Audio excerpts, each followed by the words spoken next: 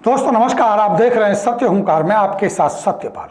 अपराध पर कार्रवाई में हुई देरी या लापरवाही भी अपराध को बढ़ाने में मददगार होती है, तो वहीं समय पर की गई उचित कानूनी कार्रवाई अपराध पर अंकुश लगा देती है। कभी कभी छोटी सी घटना लापरवाही के कारण बड़े अपराध का रूप ले लेती है। ऐसा ही एक मामला संज्ञान में आया। विनयनगर चौक के पास हो रहे बाबा खाटू श्याम के जागरण में हमने पहले भी आपको घटना के वीडियो और फुटेज आपको दिखाए थे, जिसमें कुछ सामाजिक व्यक्तियों ने गुट बनाकर विनयनगर में हो रहे बाबा खाटू श्याम के जागरण में उपद्रव किया। मामला है रविवार की रात करीब 11 बजे का।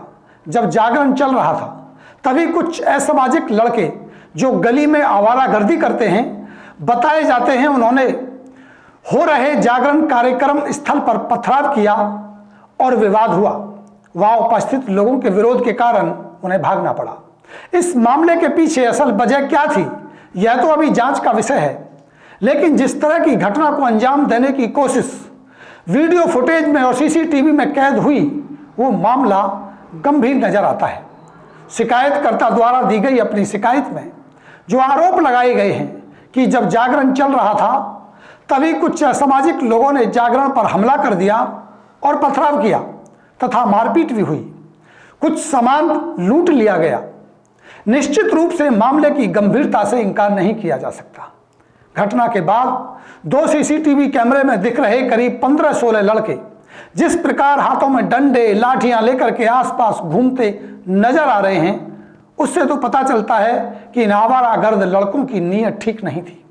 घटना के तुरंत बाद पुलिस को सूचित करना और समय से पुलिस के पहुंचने के बाद हालातों को काबू करना भी आपराधिक मानसिकता पर पानी फिरने के बराबर था। लेकिन कई ऐसे सवाल जरूर खड़े हो जाते हैं कि आखिर रात के 12 बजे इस तरह के 15-16 लड़कों का गुट बना करके हमले की फिराक में घूमना किस अप्रिय घटना को अंजाम देने के मंसूबों को बल देता है। तथा सवाल ये कि आखिर ये कौन थे, इनका उद्देश्य क्या था। रात के 12 बजे इस तरह से गुट बनाकर हथियार हाथ में लहराते हुए ये लड़के क्यों घूम रहे थे।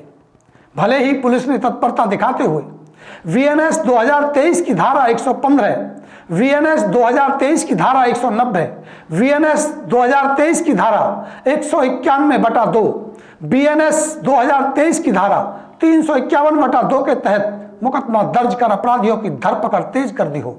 लेकिन जिस तरह का मामला था, क्या उन आवारागर्दों पर अंकुश लगेगा। शिकायतकर्ता का कहना है कि मामला इतना गंभीर था कि किसी की भी जान जा सकती थी। जिस तरह घटना को अंजाम दिया गया, यह मामला धार्मिक उन्माद का भी हो सकता था। जो मेरे साथ चलता हुआ आप ये वीडियो देख रहे हैं और इसमें भागती हुई ये भीड़ देख रहे हैं, अगर ये अपराधी इस भीड़ के हाथ लग जाते तो शायद इन अपराधियों की भी जान जा सकती थी। और अपराधियों ने जिस तरह से हमला किया, आग लगाने की कोशिश की, पथराव किया, किसी भी व्यक्ति को गंभीर चोट भी लग सकती थी। वैसे चोटें लगी हैं जिसकी एमएलसी हुई है, लेकिन पुलिस की तत्परता ने इस मामले की गंभीरता को समझते हुए प्राथमिकी दर्ज करके मामले को काबू तो कर लिया। पुलिस चौकी के इंचार्ज कृपाराम जी से जब हमारे संवाददाता ने उक्त घटना की कार्य प्रगति पर रिपोर्ट जानने का प्रयास किया तो उनका कहना स्पष्ट था कि किसी भी कीमत पर किसी भी अपराधी को बख्शा नहीं जाएगा तथा बहुत जल्द दोषियों को गिरफ्तार कर उचित कानूनी कार्रवाई की जाएगी तथा भविष्य में भी किसी भी अपराधी को अपराध करने की इजाजत नहीं दी जाएगी। हमारे सूत्रों से मिली जानकारी के आधार पर बताया यह भी जाता है कि उक्त मामले में तिगांव के विधायक तथा राज्य मंत्री राजेश नागर ने भी पुलिस अधिकारियों को सख्त निर्देश दिए कि उचित कानूनी कार्रवाई कर अपराधियों को तुरंत गिरफ्तार किया जाए तथा सुनिश्चित किया जाए कि भविष्य में ऐसे अपराध ना हो सके तथा इस तरह के गुंडा प्रवृत्ति के लोग भविष्य में नजर न आए तथा शिकायतकर्ताओं को किसी भी प्रकार का भय या डराने धमकाने की घटना को अंजाम न दिया जा सके।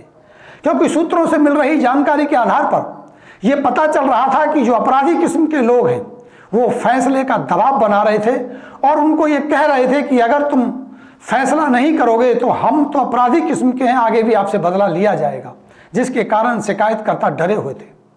आपको बता दें कि जब से नवीनगर पुलिस चौकी इंचार्ज कृपाराम ने पदभार संभाला है तब से गलत गतिविधियों में लिप्त अपराधियों को सख्त संदेश देने की कोशिश की जा रही है।